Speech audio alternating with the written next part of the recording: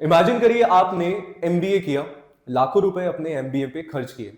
उसके बाद आपको बताया गया कि यूजीसी नेट एग्जामिनेशन देना चाहिए और यूजीसी नेट एग्जामिनेशन देने के लिए आप रेडी हुए। आपने 1 से 2 साल की मेहनत करी, पढ़ाई करी और उसके बाद यूजीसी नेट एग्जामिनेशन भी आपने क्वालिफाई कर लिया। एक्सपेक्टेशन हमारी ये थी कि एक बार UGC NET examination management subject में क्वालिफाई हो जाएगा तो किसी भी पर्टिकुलर स्टेट में अगर असिस्टेंट प्रोफेसर की वैकेंसी हमारे पास आती है तो हम लोग एग्जामिनेशन देंगे, हम लोग एग्जाम को फाइट करेंगे, मेहनत करेंगे एंड यस, हमारा असिस्टेंट प्रोफेसर बनने का जो सपना है वो साकार हो जाएगा। बट रियलिटी बिल्कुल अलग निकला। किसी भी पर्टिकुलर स्टेट में जब असिस्टेंट प्रोफेसर की वैकेंसी का नोटिफिकेशन हमारे सामने आता है, पैरों तले जमीन खिसक जाती है, स्पेशली मेरे लिए, क्योंकि मैंने इतना मेहनत किया, मैंने एमबीए में इतना मेरा पैसा लगाया है, मैंने यूजीसी नेट जैसा एक टिपिकल एग्जामिनेशन क्वालिफाई किया, मैंने मेरा जेआरएफ लिया और उसके बाद मैं जब नोटिफिकेशन देखता हूं किसी भी असिस्टेंट प्रोफेसर वैकेंसी का, मुझे पता लगता है कि मैनेजमेंट जैसे सब्जेक्ट में जहां पे हर साल एग्जामिनेशन यूजीसी के द्वारा, एनटीए के द्वारा कंडक्ट कराया जाता है 2 बार, वहां पे हर बार हर एग्जामिनेशन में लगभग 30 से 35 हजार स्टूडेंट रजिस्टर करते हैं और पता लगता है कि नोटिफिकेशन में मैनेजमेंट जैसे सब्जेक्ट के लिए कोई जगह ही नहीं है, कोई एक वैकेंसी हमारे लिए अलॉट नहीं करी गई है। तो मेरा सवाल आज के इस वीडियो में ये रहने वाला है आप लोगों से, अपने आप से, कि क्या मैंने इतना जो पैसा मेरी एमबीए में खर्च किया है, मैंने मेरा 1 से 2 साल की यूजीसी नेट एग्जामिनेशन के लिए जो मेहनत करी है, क्या वो मेरी वेस्ट चली जाती है?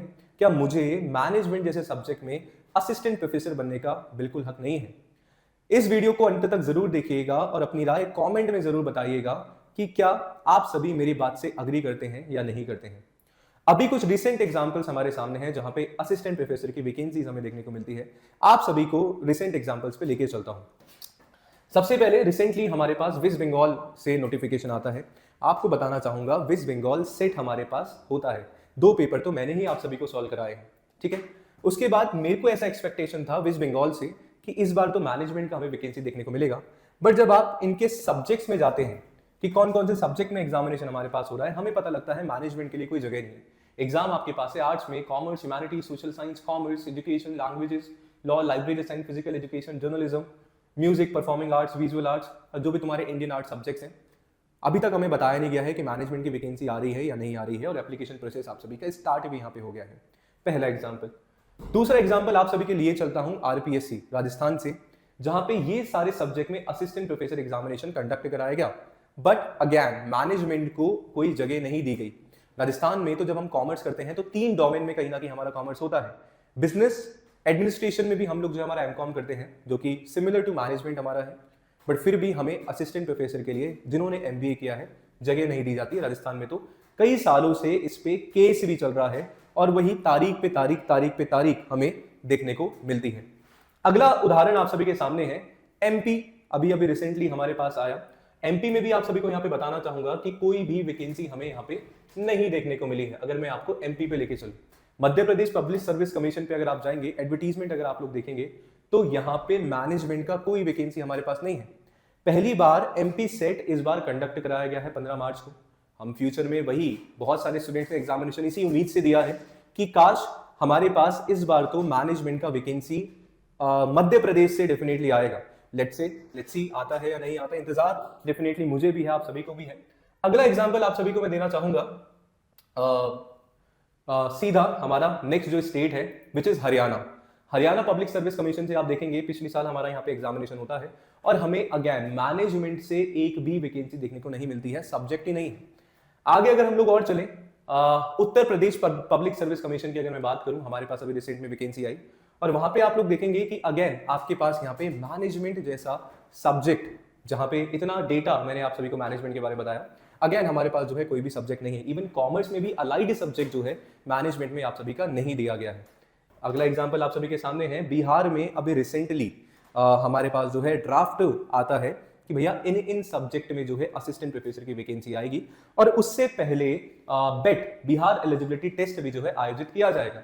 और वहां पे हमें पता लगता है कि सर वहां पे भी कोई मैनेजमेंट जैसे सब्जेक्ट से ना तो बेट हो रहा है, ना असिस्टेंट प्रोफेसर की भर्ती फ्यूचर में आने वाली है। आप सभी को नोटिफिकेशन मैं लिए चलता हूं बिहार का, सो दैट आप सभी को जो है चीजें और अच्छे से यहाँ पे क्लियर हो जाएगी। अगर मैं ड्राफ्ट आप सभी को बिहार का यहाँ पे बताने की कोशिश करूं तो वो ड्राफ्ट जो है यहाँ पे आप सभी के सामने है, देखिएगा, समझिएगा एंड ये ओपन हो जाए तो बहुत अच्छी बात है। चलिए, अपने आप सभी को यकीन हो जाएगा, बिहार का है हमारा, अभी रिसेंटली आया है।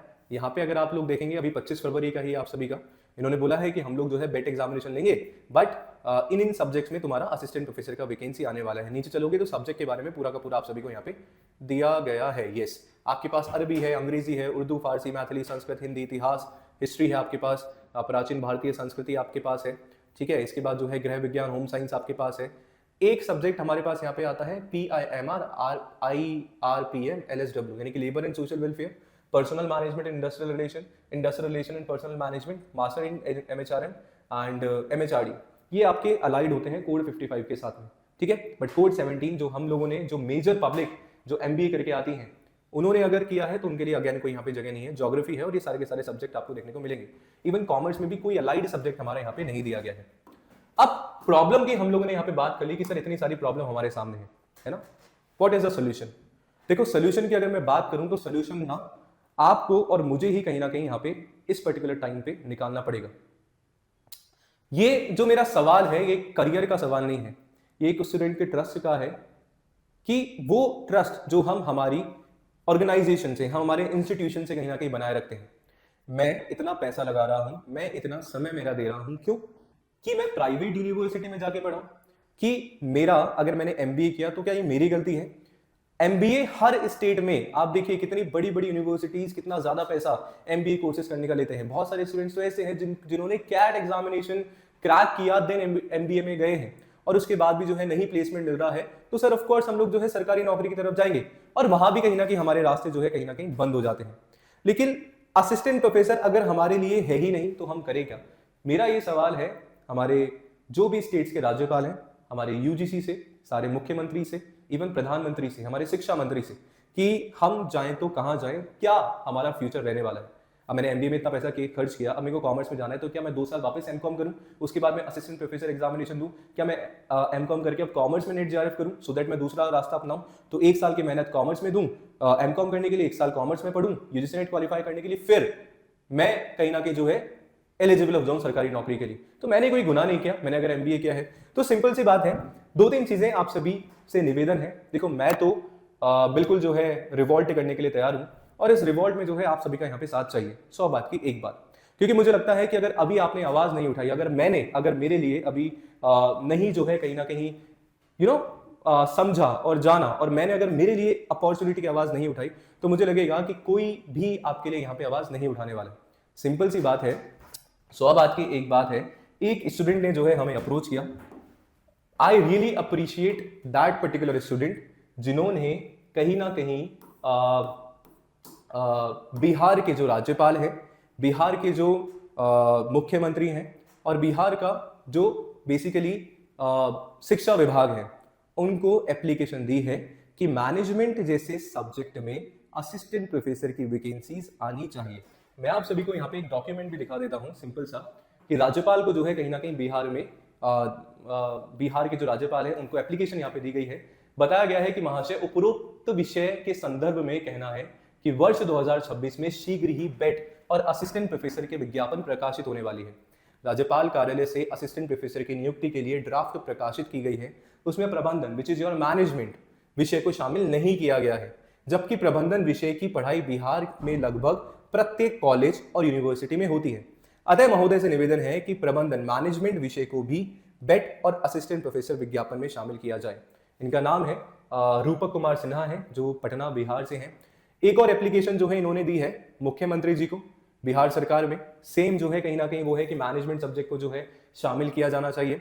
एंड यस, एक एप्लीकेशन जो है उच्च शिक्षा विभाग को, हायर एजुकेशन कमीशन को जो है दी गई है बिहार सरकार से, सेम बेट को शामिल किया जाना, बेट में जो है मैनेजमेंट सब्जेक्ट शामिल किया जाना चाहिए और असिस्टेंट प्रोफेसर वैकेंसीज यहाँ पे आनी चाहिए।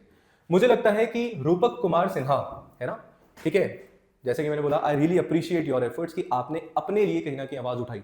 सबसे बड़ी प्रॉब्लम हमारे लिए होता है कि हम सोचते हैं कि यार कोई और बोल देगा तो शायद उसका भी काम हो जाएगा, मेरा भी काम हो जाएगा।